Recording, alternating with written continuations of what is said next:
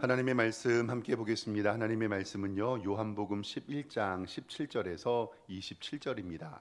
신약성경 165쪽입니다. 요한복음 11장 17절에서 27절까지의 말씀을 한 절씩 교독하고 마지막 27절은 함께 읽도록 하겠습니다. 예수께서 와서 보시니 나사로가 무덤에 있는지 이미 나으리라.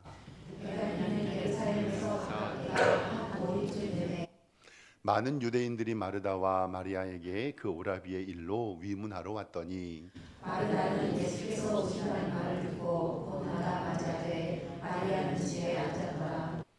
마르다가 예수께 여짜오되 주께서 여기 계셨더라면 내 오라버니가 죽지 아니하였겠나이다. 그러나 나는 이제라도 주께서 무엇이든지 하나님께 구하실 것을 하나님이 주실 줄을 아나이다. 예수께서 이르시되 내 오라비가 다시 살아나리라.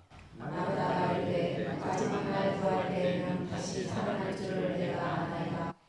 예수께서 이르시되 나는 부활이요 생명이니 나를 믿는 자는 죽어도 살겠고 무릇 살아서 나를 믿는 자는 영원히 죽지 아니하리니 이것을 내가 믿느냐. 함께 읽습니다. 이르되 주여 그라웨다 주는 그리스도시요 세상에 오시는 하나님의 아들이신 줄 내가 믿나이다. 아멘. 주보에 있는 대로 우리 오른손 높이 들고 믿음의 고백 선포하겠습니다. 나는 천지를 지으신 여호와께 복을 받는 자입니다. 아멘. 우리 옆에 있는 성도님들과 인사 한번 하고 말씀 볼까요? 좌우 돌아보시면서 주님의 이름으로 사랑합니다 인사하겠습니다. 네, 오늘 예배에 오신 우리 성도님들을 주님의 이름으로 사랑하고 축복합니다. 하나님께서 오늘도 우리에게 은혜 주심을 믿습니다. 성탄절이 다가와서 날씨가 점점 추워지는 것 같아요. 오늘 새벽에는요 영하 5도였더라고요. 건강관리 조심하시고 잘하시고 아프지 않았으면 좋겠습니다. 성탄절 올 때까지 건강하게 그리고 우리 아기 예수님 맞이했으면 좋겠습니다. 요한복음에는 예수님의 7가지 자기 소개가 기록이 되어 있습니다. 이것을 예수님의 7개의 자기 증명이라고 이야기하는데 우리 복습하는 의미로 한번 화면 보시면서 보겠습니다. 첫 번째로는 예수님께서는 생명의 떡이다 라고 말씀하시면서 오병이어에 말씀하시고 성찬을 가르쳐 주시지요. 두 번째로는 실로암 연못가에서 눈을 띄운 자를 이야기하면서 나는 세상의 빛이다 라고 말씀합니다. 그리고 나는 양의 문이라 라고 말씀하시면서 유일한 구원의 이름이 예수 그리스도임을 우리에게 알려주십니다. 네 번째로 선한 목자다 라고 말씀하시면서 선한 목자는 양들을 위해 목숨을 바치느니라 라고 우리에게 말씀합니다. 그리고 오늘은 부활이요 생명이신 그리고 길 진리이신 생명이신 참 포도나무이신 예수님에 대해서 한 주 한 주 배워나가도록 하겠습니다. 오늘은 예수님이 부활이시며 생명되심을 말씀을 통해서 알아보겠습니다. 오늘의 말씀은 베다니 지역의 마르다, 마리아, 나사로 이렇게 3남매 가정에서 일어납니다. 예수님은 이 가정에 자주 방문하셨던 것 같아요. 누가복음 10장에서도 예수님과 제자들이 방문해서 식사를 나누셨다는 기록이 성경에 나옵니다. 언니 마르다는 음식 준비로 분주하고 동생은 예수님의 무릎 위에 앉아 말씀을 듣고 있을 때 마르다가 손님 접대로 지쳐 있을 때 일하는 것도 중요하지만 한 가지만 택하라 라는 말씀의 중요성을 예수님께서 알려주시지요. 이렇게 예배와 말씀에 듣는 것을 중요성을 알려주신 가정입니다. 또한 마리아는 나중에 요한복음 12장에 예수님께 향유를 붓고 머리털로 발을 닦는 여인입니다. 그래서 예수님과 친밀한 가정이었고 예수님께서 자주 방문하여서 식사도 하신 것으로 보입니다. 그런데 이 가정에 큰 문제가 생겼습니다. 마르다 마리아의 오빠 나사로가 병에 걸렸습니다. 그래서 사람을 얼른 보내어서 예수님께 알립니다. 아마도 빨리 예수님께서 오셔서 오빠를 고쳐달라는 요청이라고 생각됩니다. 예수님도 이 요청을 듣고 바로 갇혀서 나사로를 고쳐주실 만도 한데 오늘 말씀에는 예수님께서 빠르게 행동하지 않는 것을 봅니다. 그리고 요한복음 11장 4절 말씀에 이렇게 말씀하십니다. 예수께서 들으시고 이르시되 이 병은 죽을 병이 아니라 하나님의 영광을 위함이고 하나님의 아들이 이로 말미암아 영광을 받게 하려 하시더라. 그러니까 사람이 보내어서 예수님 마르다 마리아의 오라버니 이 나사로가 아파요. 빨리 와서 좀 고쳐주세요. 그러니까 예수님께서 이 병은 죽을 병이 아니라 하나님의 영광이고 하나님의 아들이 이로 말미암아 영광을 받게 하려 하신다. 즉 이 나사로의 죽음에 관련하여 예수님과 연관이 있다는 이야기를 하십니다. 5절에 예수께서 본래 마르다와 그 동생 나사로를 사랑하셨는데 6절에 나사로가 병들었다 함을 들으시고 그 계시던 곳에 이틀 더 유하셨다라고 성경은 기록합니다. 저라도요, 만약에 우리 성도님들이 큰 아픔과 고통 가운데 죽을 병에 걸렸다면 어떻게 교회에 있을 수 있을까요? 얼른 뛰어나가죠. 그리고 가서 기도하고 그리고 하나님 앞에 간구하죠.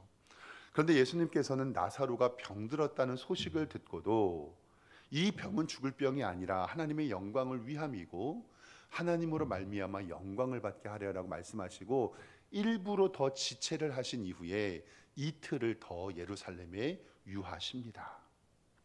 평소에 예수님의 모습과는 너무나도 다릅니다. 사랑하는 나사로가 아프다고 하면 얼른 가셨을 텐데 마르다 마리아는 얼마나 힘들었을까요? 사람을 보내서 오라버니가 아픕니다라고 이야기하면 예수님이 얼른 오실 줄 알았는데 그리고 어느 정도의 시간이 흘러서 예수님이 이제 말씀하십니다. 요한복음 11장 11절 말씀에 이렇게 얘기합니다. 우리 친구 나사로가 잠들었도다. 그러나 내가 깨우러 가노라. 여기서 잠들었다라고 이야기하는 것은 우리의 생각과 다릅니다. 제자들이 12절에 제자들이 이르되 주여 잠들었으면 낫겠습니다 했습니다. 그리고 다음 13절에 예수는 그의 죽음을 가르쳐 말씀하신 것이나 그들은 잠들어 쉬는 것을 가르쳐 말씀하신 줄을 생각하는지라. 이에 예수께서 밝히 이르시되 나사로가 죽었느니라 라고 말씀합니다. 예수님은 나사로가 이미 죽은 것을 알고 계십니다. 그리고 그것을 잠들었다라고 표현하십니다.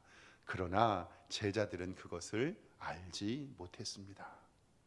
이제 예수님께서는 베다니의 마을 나사로의 집에 도착하셨고 그로부터 이제 오늘 말씀이 시작을 합니다. 오늘 말씀 성경 17절을 성경을 좀 보겠습니다. 예수께서 와서 보시니 나사로가 무덤에 있는지 이미 나으리라. 이스라엘의 무덤은 우리의 무덤처럼 흙을 파서 덮는 게 아니라 돌로 비석을 만들고 뚜껑을 열어서 거기 안에 시체를 넣습니다. 아마도 무덤에 넣은 지 나흘이 지난 것 같습니다.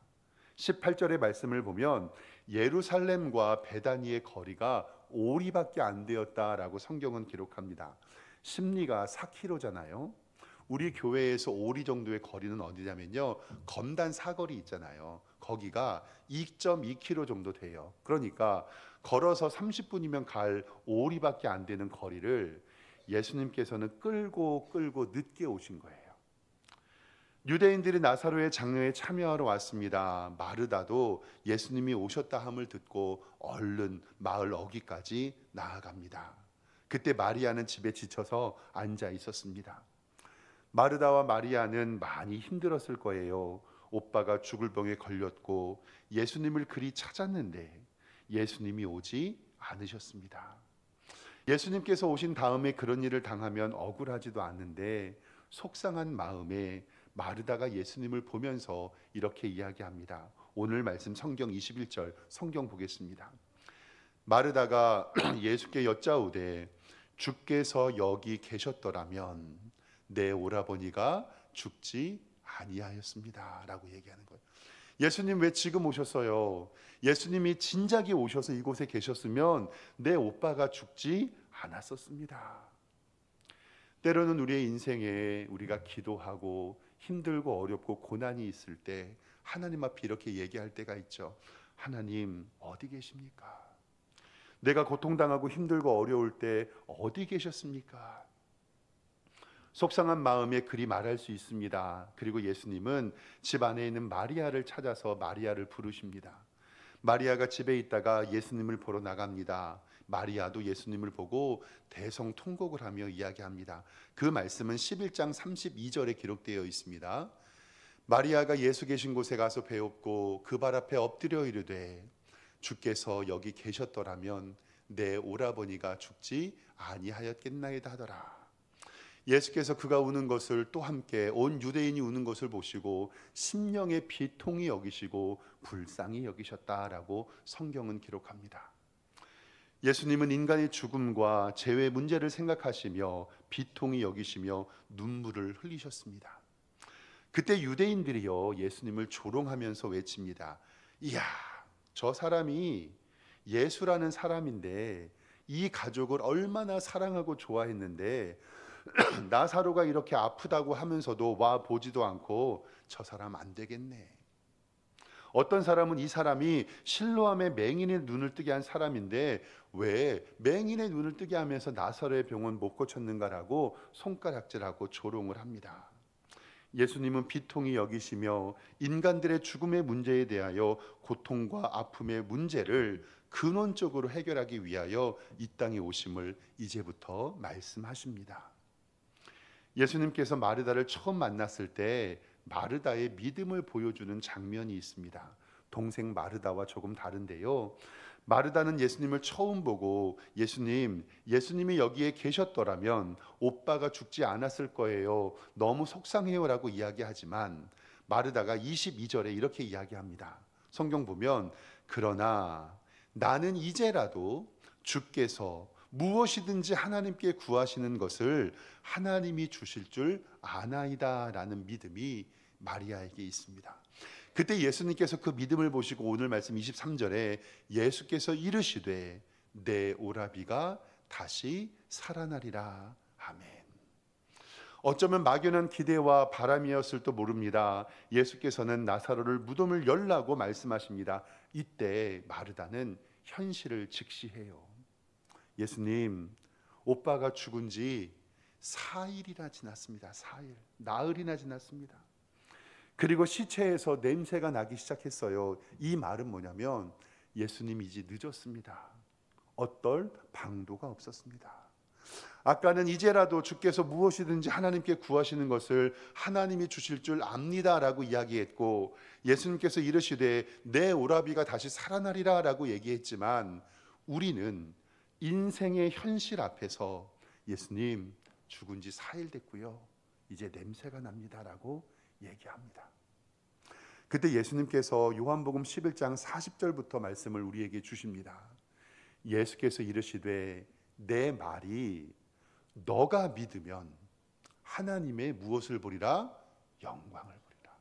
하지 아니하였나 하시니 돌을 옮겨 놓으니 예수께서 눈을 들어 우러러 보시고 이르시되 아버지여 내 말 들으신 것을 감사합니다. 그리고 42절에 항상 내 말을 듣는 줄을 내가 알았습니다. 그러나 이 말씀을 하옵는 것은 둘러선 무리를 위함이니 곧 아버지께서 나를 보내신 것을 그들로 믿게 하려 함입니다 라고 이야기하시는 거예요. 그러니까 예수님께서는 나사로의 죽음을 통해서 하나님의 영광을 보게 됨을 알려주십니다. 그래서 처음 나사로의 병 들었을 때의 소식을 듣고도 이 병은 죽을 병이 아니라 하나님의 영광을 위함이고 하나님의 아들이 이로 말미암아 영광을 받음을 우리에게 알게 하십니다.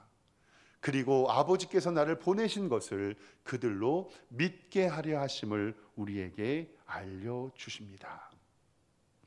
마르다 마리아에게 너희가 믿으면 하나님의 영광을 보고 아버지께서 이 땅에 오신 이유를 분명하게 우리에게 알려주십니다. 예수님께서는 큰 소리로 나사로야 나와라 라고 말씀을 하십니다. 그때 죽은 지 4일째 되던 나사로, 냄새가 나서 누구도 가까이 가기 싫어했던 나사로가 하나님의 영광을 보며 살아나게 됩니다. 하나님의 영광을 보며 예수님이 이 땅에 오신 이유를 우리에게 말씀하시는데 예수님께서는 오늘 말씀을 본문에서 나사로의 죽음을 통해서 우리에게 분명하게 알려주십니다. 그 말씀 25절에 기록이 되어 있습니다. 예수께서 이르시되 나는 부활이요 생명이니 나를 믿는 자는 죽어도 살겠고 무릇 살아서 나를 믿는 자는 영원히 죽지 아니하리니 이것을 내가 믿느냐라고 말씀합니다. 예수님께서 자신의 오라버니의 죽음에서 슬픔과 고통을 느끼는 마르다에게 예수님이 부활이시며 생명이심을 분명히 말씀합니다. 사랑하는 성도 여러분, 오늘 예배를 통해서 예수님이 부활이시요 우리의 영원한 생명이심을 굳게 믿는 성도님들 되시기를 주님의 이름으로 축원합니다. 우리는 이 세상을 살아갈 때에요, 천년 만년 살 것처럼 생각하고 살아갑니다. 그러나 우리의 인생은 한 번뿐입니다. 그래서 우리의 인생을 일생이라고 이야기합니다. 죽음의 공포와 죽음 이후의 삶에 대하여 고민하는 것은 죄인인 우리의 당연한 이치임을 성경은 우리에게 말합니다. 우리는 창조의 질서대로 하나님이 처음 만드신 그곳으로 돌아갑니다. 우리의 육체는 흙으로 만들어졌으니 우리의 육체는 흙으로 돌아갑니다. 아담과 하와가 죄를 지은 이후에 하나님께서는 하와에게는 해산의 고통을 크게 더하시고 남편을 원하게 그를 하나님 앞에서 징계를 받게 합니다. 그리고 뱀에게는 흙을 먹으며 배로 다닐 것을 명령하셨고, 그리고 아담에게는 노동을 통하여서 돌아감의 의미를 설명해 주셨습니다. 그 말씀이 창세기 3장 19절에 기록되어 있습니다. 내가 흙으로 돌아갈 때까지 얼굴에 땀을 흘려야 먹을 것을 먹으리니 내가 그것에서 취함을 입었음이라. 너는 흙이니 흙으로 돌아갈 것이니라. 아멘. 우리의 몸뚱아리는 흙으로 돌아갑니다. 늘 말씀드리지만 여기서 중요한 것은 뭐냐면 하나님께서 우리의 코에 불어 넣어주신 그 영혼 생기는 죽어서 어디로 가느냐에 대한 문제입니다. 그 영혼은 하나님 앞에 갈 것을 우리는 믿습니다. 이것이 바로 창조의 질서고 돌아감의 의미입니다. 예수님께서는 나는 부활이요 생명이라고 말씀하십니다. 죽은 자의 부활은 우리의 영혼이 하나님 앞에 서는 것을 의미하고, 그리고 예수님의 십자가의 은혜를 믿는 자들에게는 영원한 생명이 있는 것을 우리에게 약속합니다.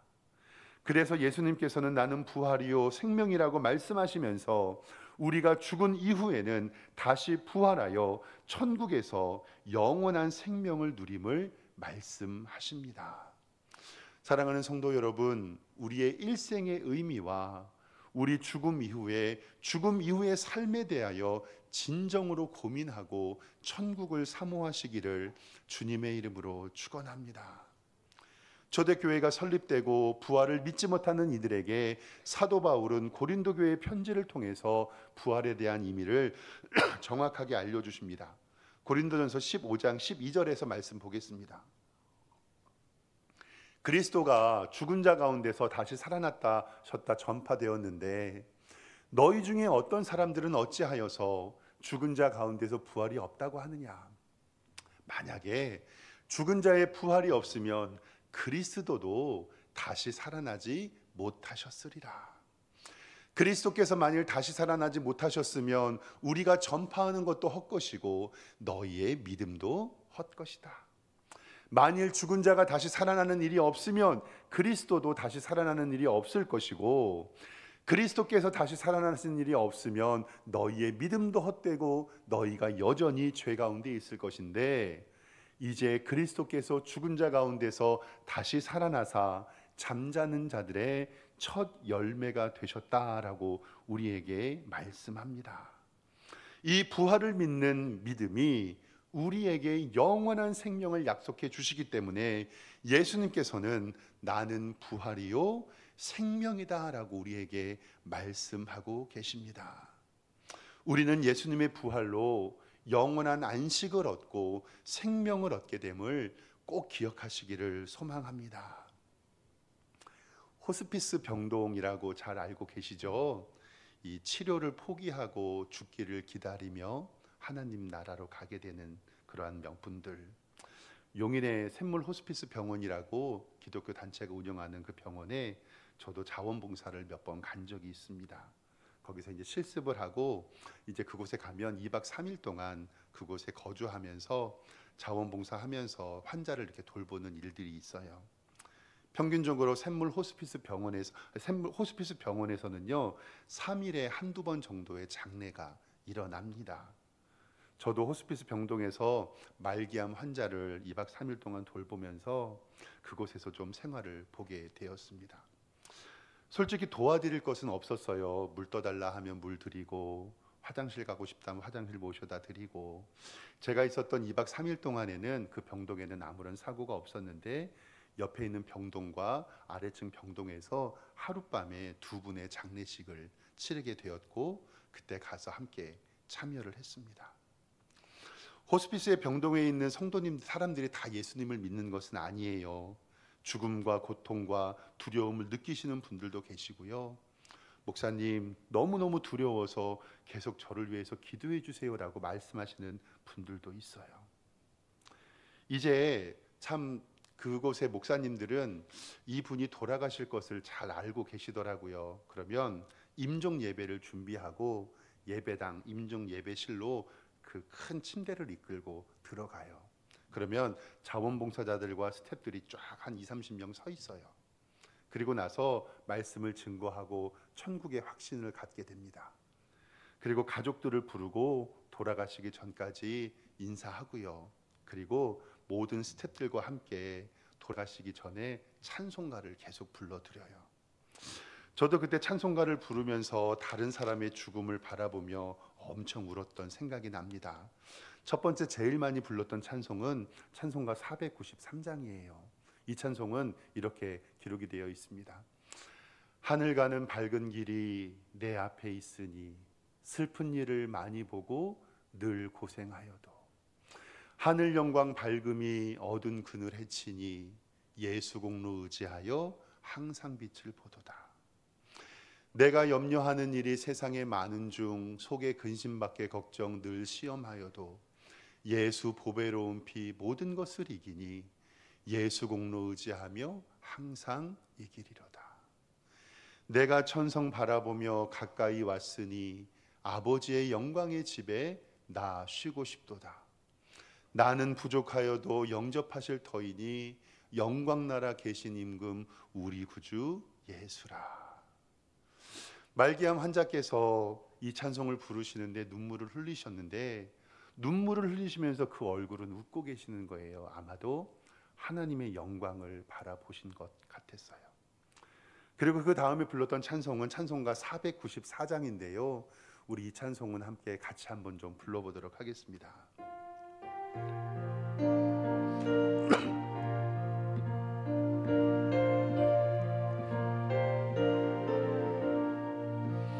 만세 반석 열리니 내가 들어갑니다.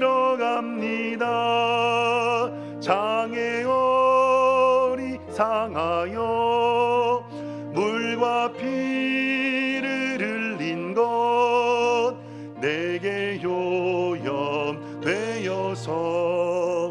정결하게 하소서. 내가 공을 세우나 은혜가 갚지 못하네. 쉼이 없이 힘쓰고 눈물 근심 많으나 구속 못할 죄인을 예수 홀로 속하네. 빈손 들고 앞에 가 십자가를 붙드네. 의강 없는 자라도 도와주심 바라고 생명샘에 나가니 나를 씻어 주소서. 살아생전 숨쉬고 죽어 세상 세상 떠나서 거룩한 주 앞에 끝날 심판 당할 때 만세 반석 열리니 내가 들어갑니다. 아멘.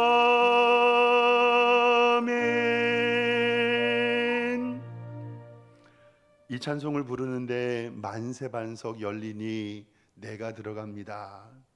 임종하시는 그 성도의 얼굴이 환하게 빛나고 천국 가는 얼굴로 변했어요. 그래서 그곳에서는 그곳의 예배를 임종 예배라고 부르지 않고 천국 환송 예배라고 부릅니다. 다 울고 속상한 마음이 답답하지만 마지막에 그 예배를 드리고 다들 박수를 쳤어요. 왜냐하면 임종, 우리의 삶이 마치는 것이 아니라 천국으로 환송하는 자리였기 때문에 그렇습니다. 저는 그곳에 스텝으로 섬기며 자원봉사로 섬기면서 와, 나도 이렇게 죽고 싶다. 나도 이렇게 죽고 싶다. 내가 죽을 때 천군 천사의 환영을 받으며 이렇게 많은 스텝들과 자원봉사자들 앞에서 찬송가를 듣고 만세 반석 열리니 내가 들어갑니다. 사랑하는 성도 여러분, 부활이며 생명이신 예수 그리스도를 붙잡을 때 우리도 이 같은 죽음을 당할 수 있게 됨을 주님의 이름으로 축원합니다. 10년 전에 호스피스 병동의 의사가 1000명의 죽음을 보고 쓴 책이 하나가 있는데요. 그 책의 화면 잠깐 보여주시면 그 책이 죽을 때에 후회하는 25가지라는 이유예요. 오추 슈이치라는 분이 썼는데 사람이 1000명, 호스피스 병동에서 의사신데 1000명의 죽음을 보면서 인생은 왜 죽을 때가 돼서야 인생에서 무엇이 소중했는지를 깨닫게 되는 걸까라는 소제목으로 이 책을 내셨어요. 사실 필요는 없고 이 25가지의 소제목만 좀 살펴보길 원합니다.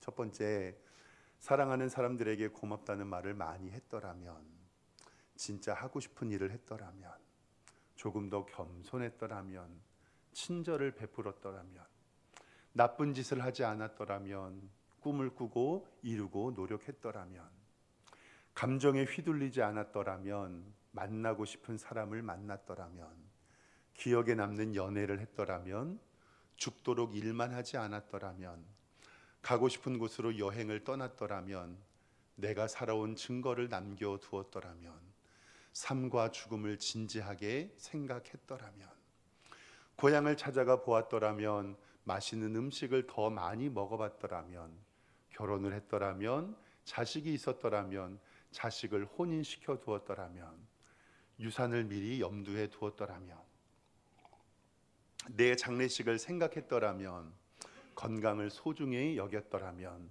일찍 담배를 끊었더라면, 마지막 의사를 밝혔더라면, 치료의 의미를 진지하게 생각했더라면, 그리고 마지막 25번째는 신의 가르침을 알았더라면.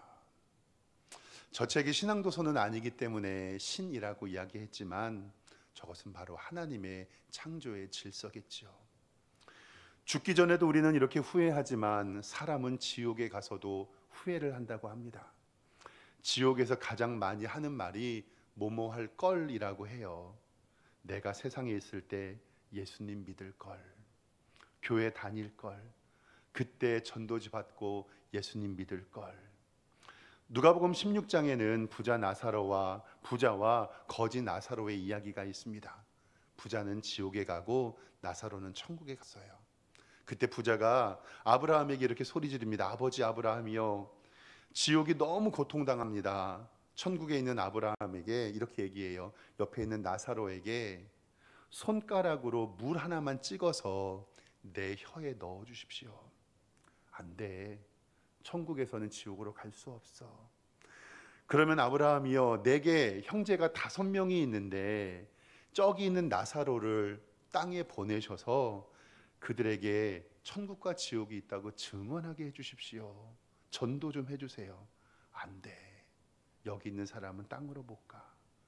아유 예수님, 아니 아브라함님 좀 도와주세요. 그때 아브라함이 뭐라고 이야기하냐면 그들에게 모세와 선지자들이 있으니 그들에게 들어라. 이 말씀은 이 땅에서의 교회의 사명을 이야기하고 있죠. 성도 여러분, 나사로의 병듦과 그의 죽음, 예수님은 하나님의 큰 일을 알려주시면서 하나님의 영광을 알게 하십니다.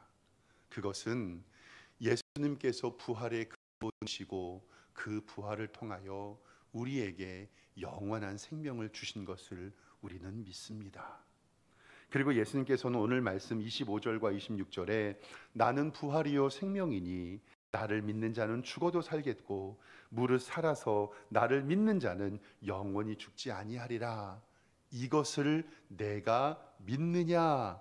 아멘.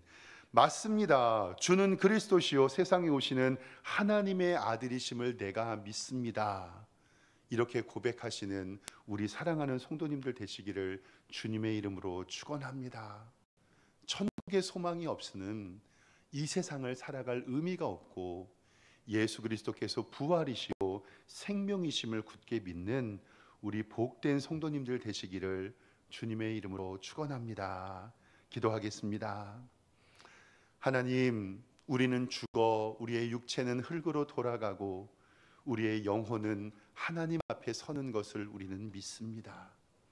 나는 부활이요 생명이라고 말씀하신 예수님께서 우리도 예수님의 부활을 따라 부활함을 알게 하여 주시고 천국을 사모하며 살아가는 굳건한 믿음 주시옵소서. 나는 부활이요 생명이니 나를 믿는 자는 죽어도 살겠고 무릇 살아서 나를 믿는 자는 영원히 죽지 아니하리라. 이 믿음의 고백이 우리의 고백이 되게 하여 주시옵소서. 예수 그리스도의 이름으로 기도드리옵나이다. 아멘.